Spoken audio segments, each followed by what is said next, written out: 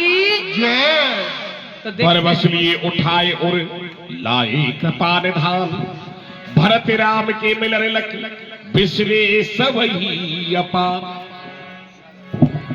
अब देखते हैं भगवान ने, मेरे प्रभु श्री राम ने और भरत जी को अपने हृदय से लगा लिया। और जब बतलाया भरत जी ने,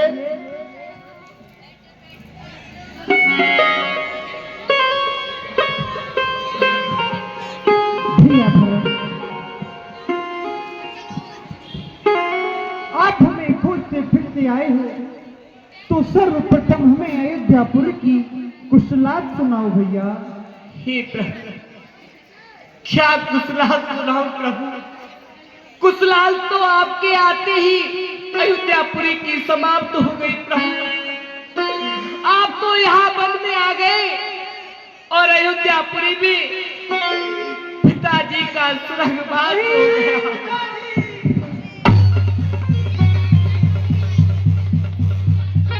बड़ा कष्ट हुआ, बड़ा दुख हुआ सुन करके। ये भैया ये कहाँ है, ये ऑपरेटर कहाँ है, ये कम बोल रहा है ये। हेलो, बड़ा कष्ट ये हुआ। 10 रुपए श्री विजय भेलपुरी वाले भरत जी हे प्रभु,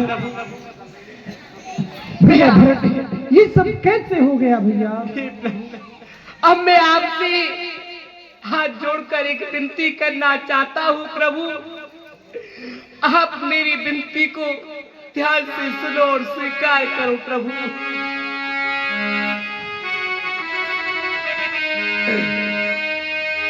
और अवधपुरी का बांध ले भाई और सर के ऊपर सिरा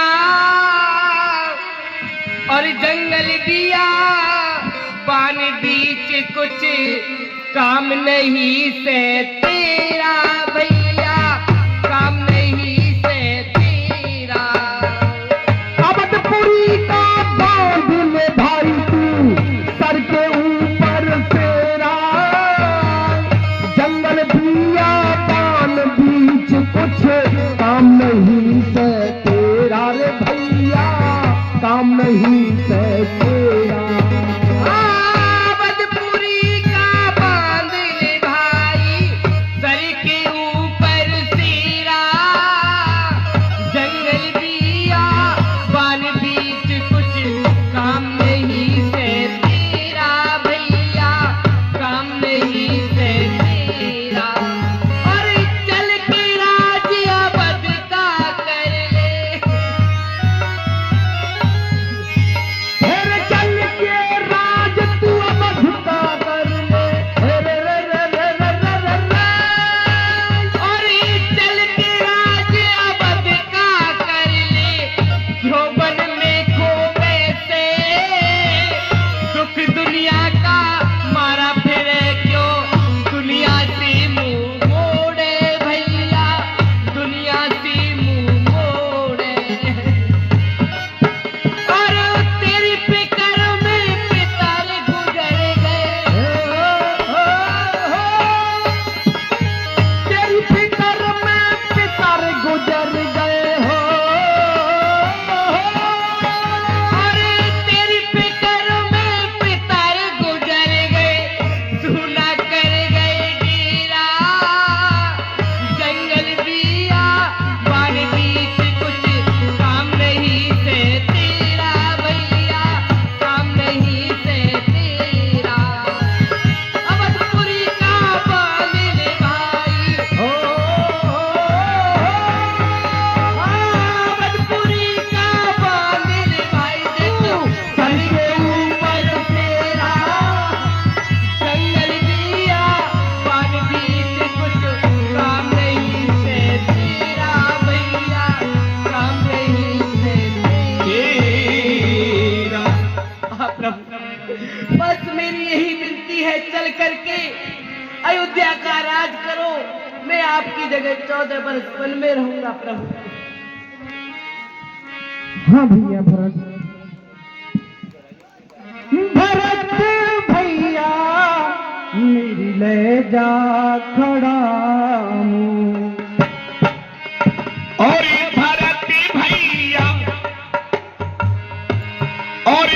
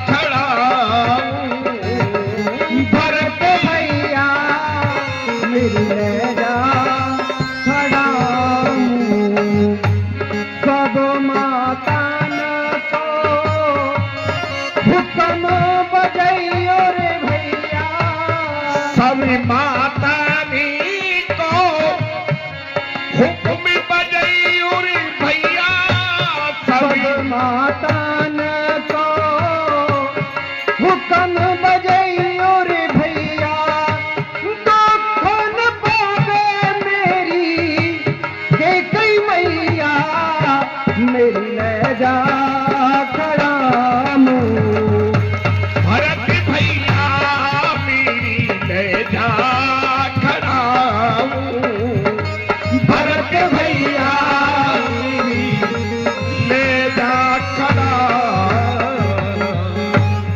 भैया भरत, ये मेरी चरण पादुकाएं हैं, इनको ले जाकर के अयोध्या के राज्य सिंहासन पर विराजमान कर देना और अपने अंदर यही समझना कि भैया राम ही अयोध्या का राज्य चला रहे हैं और भैया मेरी कैकेयी मैया को कोई दुख नहीं होना चाहिए। भैया आओ। प्रभु कर कृपा पावड़ी दीनी सादर भरत शीश धरनी। भरत जी ने उन चरण पादुकाओं को अपनी शीश पर धारण किया और कहने लगे, हे प्रभु, मैं आपकी आज्ञा अनुसार यहाँ से जा तो रहा हूँ, परंतु मेरी एक बात और सुन लो प्रभु। अगर 14 वर्षों से एक दिन भी दिन अधिक आपको इस वन में हो गया तो मैं अपने प्राणों का त्याग कर दूंगा भैया। नहीं भैया ऐसा नहीं, ऐसा नहीं होगा। हम 14 वर्ष बिता करके ही अयोध्या वापस आ जाएंगे भैया। आओ। मांगे हूँ विदा प्रणाम करे राम लिए उड़ाए।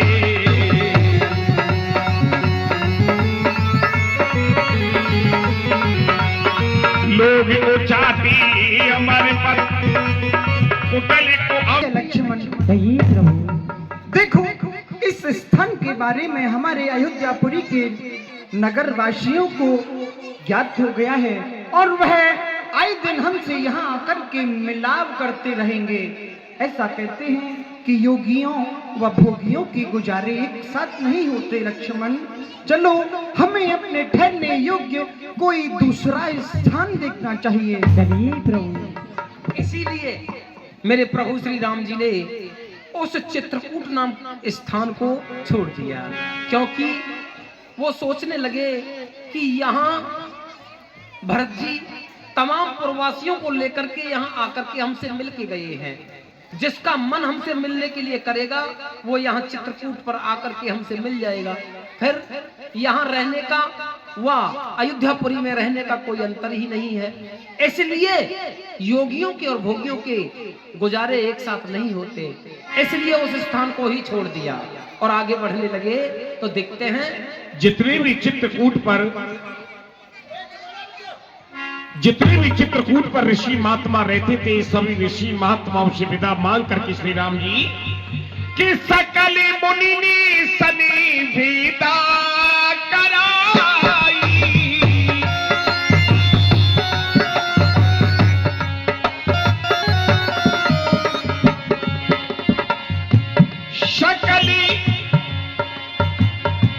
सकल मुनि सनी विदा कराई।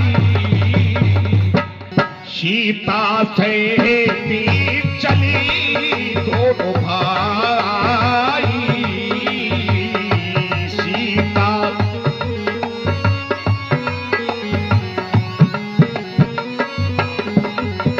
आश्रम अत्रि के आश्रम प्रभु गए हूँ। एक बार सभी मिलकर के जय बोलेंगे। बोली अत्रि मुनि की। ये अत्रि मुनि हैं, अनसुईया जी के पति अत्रि मुनि हैं। अत्रि के आश्रम प्रभु गए हूँ। सुनत महामुनि हर्षित भय हूँ। और श्री राम जी को देख करके सुंदर स्तुति गाने लगे कि नमामि भक्ति वत्सलम कृपालशील कोमलम भजामि ते पदाम्बुजम अकामनां स्वधामनम। निभामि श्याम सुंदरम भवामुनाति मंदरम प्रफुल्ल कंजिलोचनम मदार दोषिमोचनम प्रलम्ब बाहो विक्रम प्रमोद में प्रेस देवम निशंग चाप सायकम धरम त्रिलोक नायकम दिनेश वंश मर्दनम महेश चाप खंडनम मुनीन्द्र संति रंजनम सुरार वृंद भंजनम कर विनती मुनिनाय सिर के कर जोर बहु शरण सरोर नाथ जन कबहु तजो मति भूर। हे प्रभु, मैं आपकी स्तुति किस प्रकार करूं प्रभु? आप इसी प्रकार मुझ पर कृपा करते रहिए और अपना ये दिव्य दर्शन है माता जानकी अनुज भ्राता लक्ष्मण के सहित सदा सदा के लिए ये छवि मेरे नेत्रों में बसी रहे। एवं जब ऋषिराज के साथ में उस वन में भ्रमण करने लगे तो एक विशाल पर्वत उन्हें नजर आया और वह पर्वत कोई पत्थर का पर्वत नहीं है। जब वह पत्थर का पर्वत नहीं तो आखिर वह पर्वत है काय का? है पर्वत, लेकिन वह पहाड़ पत्थरों का नहीं। उसे देख करके जब श्री राम जी को वहां उस पहाड़ के निकट खड़ा किया, मुनिराज ने अस्थि समूह देख रगड़ाया, पूछी मुन में लाग अतिदाया। हे पूज्य बड़ो ऋषियों मुनियों, अरे हड्डियों का कैसा ढेर है ये? तपोभूमि का है कलंक या शासन का अंधेर है ये? अरे अब नहीं प्रकृति छोड़ेगी मुझको तो ये दिखलाता है। रे किसने जकड़े हैं पैर मेरे, जी को झकझोर डाला है। हे गुरुदेव, ये सब मैं क्या देख रहा हूं गुरुदेव? ये सब मेरी समझ से बाहर है। कृपया कर सर्वप्रथम मुझे इसके बारे में अवगत कराओ गुरुदेव। क्योंकि जो पहाड़ हड्डियों का है, हड्डियों के पहाड़ को देख करके श्री राम जी असमंजस में पड़ गए। ऋषिराज से पूछा और ऋषिराज कहने लगे कि जानत हो पूछत का स्वामी समदर्शी प्रभु अंतर्यामी। सब कुछ जानने वाले, सब में वास करने वाले समदर्शी राम आज एक अज्ञानी मनुष्यों की भांत हमसे जब पूछ रहे हैं तो हम भी आपको ये बतला रहे हैं। निशर्द करे शकल मुने खाई, सोने रघुवीर ने जल छाई। हे रघुवीर, हे रामचंद्र, ये जो तुम देख रहे हो ये कोई साधारण पर्वत नहीं, ये क्या है? ऋषि मुनियों की हड्डियों का पर्वत है जो कि राक्षसों ने ऋषि मुनियों को खा खा करके और उनकी हड्डियों का यहाँ ये ढेर लगा दिया। और जब ये सुना श्री राम जी ने तो क्रोध आया राम जी को।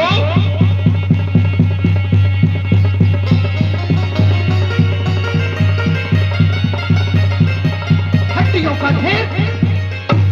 अरे गौ ब्राह्मण गरज थे, वीरों तुम सुनो प्रतिज्ञा को। भूलोक को सुनो, आकाश सुनो, गोलोक को सुनो प्रतिज्ञा को। मैं भुजा उठा, ये मैं भुजा उठा प्रण करता हूँ, है आज से यही काम मेरा। इस पृथ्वी को निश्चरहीन करूं तो दशरथ नंदन नहीं नाम मेरा। हे गुरुदेव, पार उठाएंगे दोनों हाथ ऊपर और लगा देंगे जयकारा जोरदारी से कि बोलिए रामचंद्र भगवान की, रामचंद्र की। मैं आज से अपनी दोनों भुजाओं को उठा करके ये प्रतिज्ञा करता हूँ कि इस पृथ्वी को आज से निश्चरों से हीन कर दूंगा। और यदि ऐसा नहीं किया तो मैं दशरथ नंदन नहीं कहूंगा जग में। निश्चरहीन करो मही भुज उठाए पन कीने, सकल मुनि के आश्रम जाए जाए सुख दीने, लखन सिया राम चंद्र की। हे प्रभु, जब ऋषिराज ने बतलाया कि ये हड्डियों का ढेर ये साधारण नहीं, यहाँ आपका जो भजन करते हैं महात्मा, यहाँ के राक्षसों ने खा करके उनकी हड्डियों को यहाँ डाल देते हैं और आज इतने महात्मा उन्होंने खा डाले हैं कि उनकी हड्डियों का ही ये ढेर हो चुका है। बच्चों ने मानो यहाँ श्री राम जी ने प्रतिज्ञा की कि मैं निश्चय उसे हीन कर दूंगा पृथ्वी को, और तभी आग्रह किया, हे गुरुदेव, कृपया करके हमें ठहरने योग्य कोई उचित स्थान बतलाओ।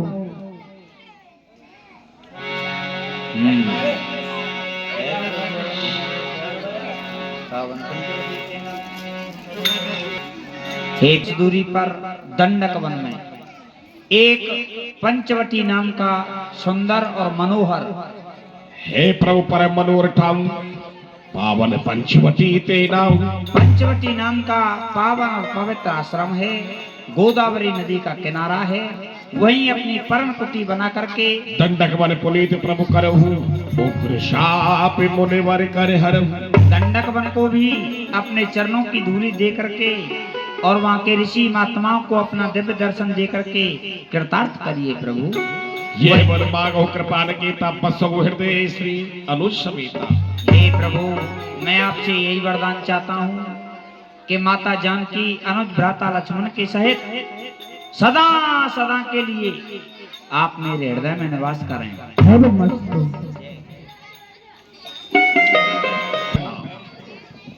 और बंधुओं, उस विशाल पर्वत पर एक विशाल पक्षी बैठा हुआ है। जाने वाले वीर पुरुषों, तुम कौन हो? अरे पूछने वाले, आप कौन हो? अपना परिचय दो, मुझे जटायु कहते हैं। हमें महाराज अयोध्या नरेश दशरथ के पुत्र राम व लक्ष्मण कहा जाता है। बेटा राम, मुझे प्रणाम करो, क्योंकि मैं तुम्हारा चाचा लगता हूँ। जब जटायु ने ऐसा कहा, ये जटायु है, इन्होंने कहा कि बेटा राम, क्योंकि जब महाराज दशरथ का नाम सुना कि हम दशरथ पुत्र राम लक्ष्मण हैं, तो महाराज दशरथ का नाम सुनते ही जटायु ने कहा कि मैं तुम्हारा चाचा लगता हूँ, मुझे प्रणाम करो। राम जी आश्चर्य में पड़ गए, एक एक शब्दों की तरफ ध्यान देंगे। आप हमारे चाचा जी कैसे लगते हैं? पुत्र राम, एक समय की बात है, तुम्हारे पिता महाराज दशरथ देवासुर संग्राम में गए थे। महाराज दशरथ की हार हो रही थी, तो मैंने अपने उन पंखों पर बिठाकर तुम्हारे पिता की जीत कराई। तब से वो मुझे अपना भाई मानते हैं। इस प्रकार से मैं तुम्हारा चाचा लगता हूँ। चाचा जी प्रणाम। खुश रहो पुत्र राम। हे चाचा जी। देखा आपने, कहा कि एक बार तुम्हारे पिता को मैंने देवासुर संग्राम में अपने पंखों पे बिठा करके और जीत कराई थी, इसीलिए उसी दिन से तुम्हारे पिताजी मुझे अपना भाई मानते थे। और जब तुम्हारे पिताजी मुझे भाई मानते हैं, मैं तुम्हारा चाचा हुआ। हे चाचा जी, इस तरह